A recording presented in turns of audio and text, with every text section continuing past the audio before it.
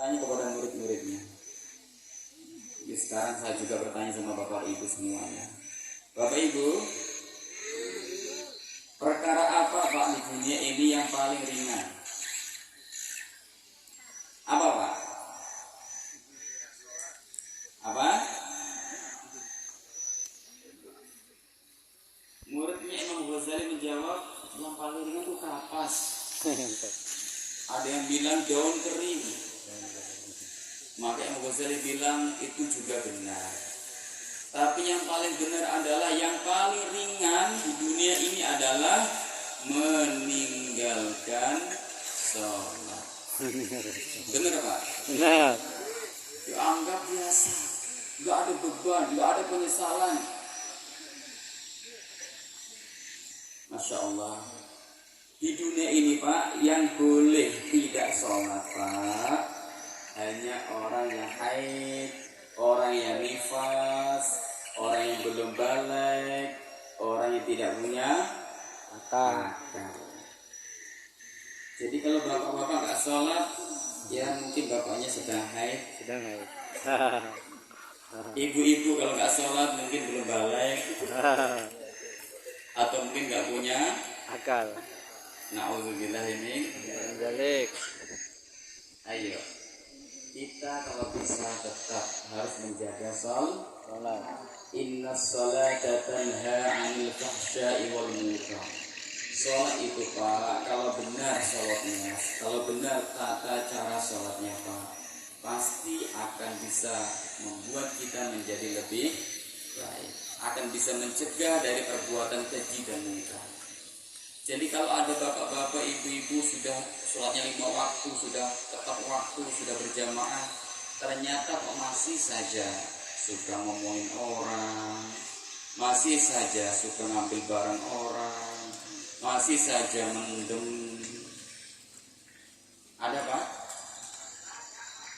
Banyak. Orangnya juga hadir di sini. Itu permasalahannya di dalam sholat. Kalau sholatnya benar pak, yakin dijamin pak, inna sholata tanha, sholat itu bisa mencegah dari keburukan dan kemungkaran. Kalau ada orang sholatnya kok sudah dilakukan tapi perbuatannya masih buruk, itu bermasalah sholatnya. Ayo belajar lagi. Belajar lagi pak sholatnya. Jangan hanya kayak ruku gedang tok. Ya penting sih mau sholat, alhamdulillah. Kalau ingin lebih bagus sholatnya pak, harus belajar. Minimal 4 bacaan itu yang benar.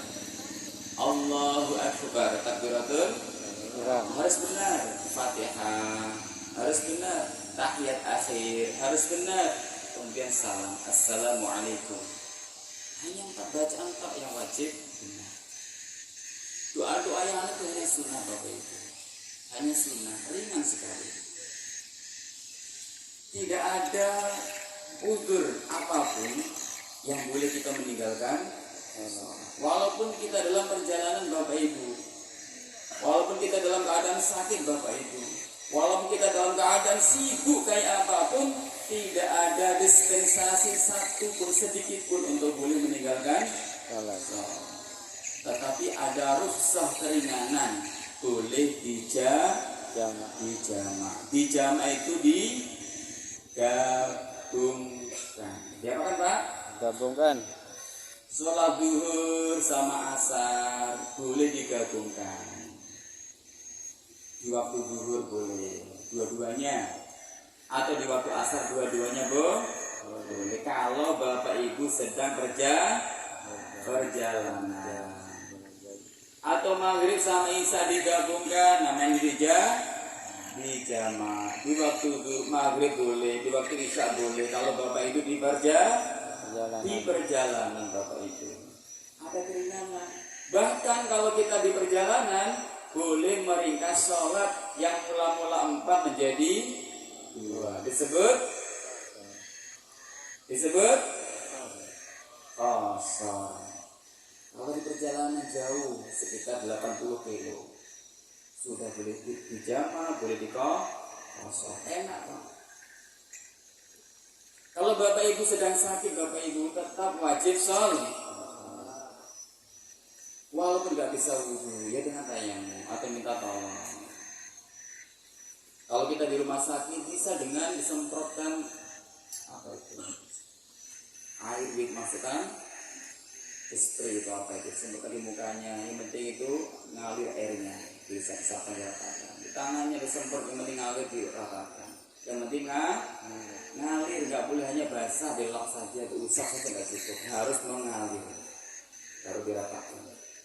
Ringan Pak. Bahkan kalau orang sholat, orang sakit Pak, ya Allah, cukup dia itu bersuci sekali, cukup dia wudhu sekali, bisa untuk sholat 4 kali Pak. Mau tahu caranya Pak? Ya. Bapak? Ya mau. Yang semangat toh. Ibu, wudhu sekali, bersuci sekali, bisa sholat 4 kali bagi orang yang sakit. Caranya gimana Ustaz? Ini diperhatikan ini. Kalau kita nggak tahu caranya, kita baru masuk angin saja sudah tidak sholat, baru kepala pusing sudah tidak, baru meriang sudah tidak. Masya Allah, na'udzubillah ini harus tahu ilmunya supaya kita ringan, tidak menjadi beban sholat kita.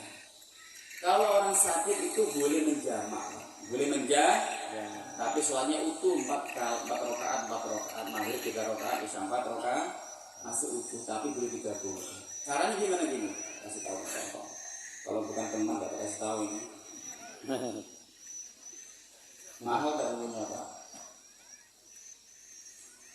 Kalau misalkan bapak ibu sakit, kita semua pasti pernah mengalami sakit atau mungkin akan sakit. Mudah-mudahan kita semua sehat selalu. Amin.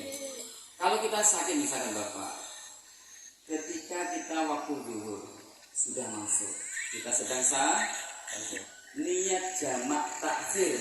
Sholat zuhurku saya jamak nanti di waktu asar. Sholat zuhurnya di waktu asar, niat jamak takhir namanya Pak. Jadi ketika zuhur dia nggak sholat Pak, tapi nanti sholatnya di waktu asar. Ketika asar sudah masuk, nanti dulu. Kalau kita mau repot bersucinya nanti dulu. Dimepetkan agak maghrib, katakanlah 5:30. 5:30 kita baru ke WC, bersuci, wudhu, baru sholat zuhur, ya kemudian sholat asar 4 rakaat. Setelah selesai sholat zuhur dan asar, kita mestinya belum batal wudhunya. Tunggu sebentar lagi sudah maghrib. Waktu maghrib masuk, ayo cepet-cepet kita sholat. Sholat maghrib. Allah, saya sholat fardu maghrib 3 rakaat. Ketika dalam keadaan sholat maghrib, ketika masih rukuk, masih sujud, atau mungkin masih duduk, dalam hati kita harus merencanakan sholat isya saya mau saya jamak tak? Sholat isya saya mau saya lakukan di waktu maghrib ini, saya jamak tak? Harus ada rencana ketika kita mau sholat yang pertama Pak. Harus ada rencana. Ketika masuk sholat maghrib kita merencanakan sholat isya'nya di jamak tak? Setelah selesai sholat maghrib langsung berdiri sholat isya. Selesai. Wudhu sekali, bersuci sekali, bisa untuk sholat berapa? Ini harus pakai ilmu Pak. Kalau tidak begitu, repot. Apalagi sudah tua, sudah sering kencing, sudah beser. Waktu zuhur masuk ke kamar mandi dicebokin, wudhu lagi, asar masuk dicebokin lagi, merepotkan orang yang hidup, merepotkan orang yang sehat maksudnya. Tapi kalau kita punya ilmunya, bisa direkayasa supaya meringankan. Yang penting dikerjakan, jangan sampai ditinggalkan Bapak Ibu. Tidak boleh kita meninggalkan sholat seperti apapun. Tetapi perintah Rasulullah SAW, "Idza amartukum bisyai'in fa'tu bihi mastata'tum." Jika saya perintah untuk kalian sesuatu, maka kerjakan semampunya. Kalau kita nggak bisa sholat berdiri, boleh sholat dengan